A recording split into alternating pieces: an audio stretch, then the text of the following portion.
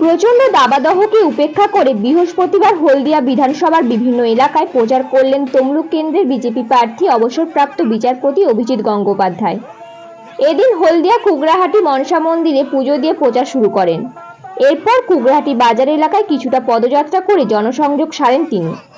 এরপর কৃষ্ণনগর আমলাট হয়ে শ্রীকৃষ্ণপুর।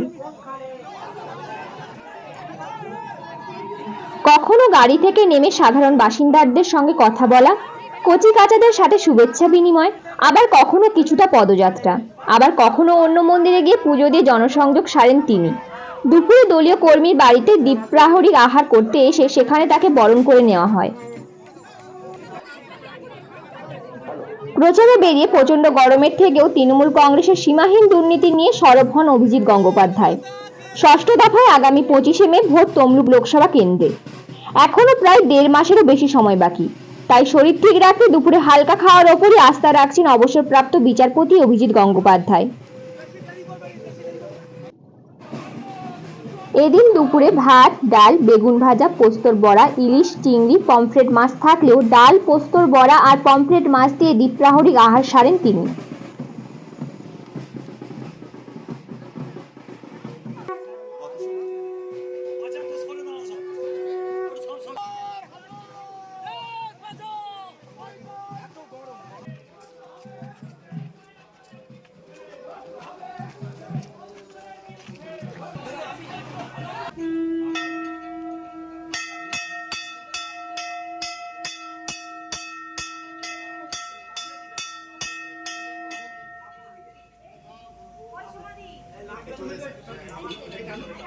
পশ্চিমবঙ্গকে দুর্নীতিতে ডুবিয়ে দিয়েছে তৃণমূল দল।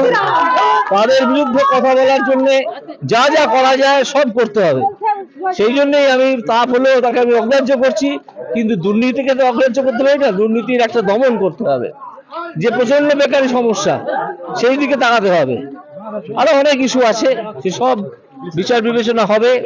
আমি আপাতত মানুষের কাছে এইভাবে আবেদন করছি যে আপনারা বিচার বিবেচনা করে সঠিক জায়গায় ভোটটা দিন। এবার দেখি তাদের বিচার বিবেচনার ব্যবস্থা আছে, আমি দেখি কোথায়। নিশ্চয়ই পরবর্তীকালে সরকারের সঙ্গে, কেন্দ্রীয় সরকারের সঙ্গে আলোচনায় বসবো। এবং আমি এখান থেকে জানতে পেরেছি যে আমাদের সামন্ত মশাই 80% যে পুরো পরিকল্পনা করে গিয়েছিলেন, এনেছিলেন দিল্লি থেকে, উড়িষ্যাকে পেছনে ফেলে পশ্চিমবাংলা হলদিয়াকে পেয়েছিল, তার মাত্র 20% রূপায়ণ হয়েছে। 80% এখনো হয়নি। তো এখানে সবাই আশাবাদী, আমি আশাবাদী যে সেই 80%-এর মধ্যে 50% অর্থাৎ 40% যদি আমরা করতে পারি, তাহলে এখানকার নেতারা, কর্মীরা সবাই আমাকে বলেছেন যে এই শিল্পাঞ্চল এবং তার অনুসারী শিল্প ছড়িয়ে পড়বে হলদিয়া থেকে মেচেদা অবধি। বিরাট একটা এলাকা, এবং তাতে বিকাশ সমস্যার অনেকটা সমাধান হবে। বহু মানুষ কাজ পাবেন, সকলকে তো চাকরি দেওয়া যায় না, কাজের সুযোগের সৃষ্টি করতে হবে।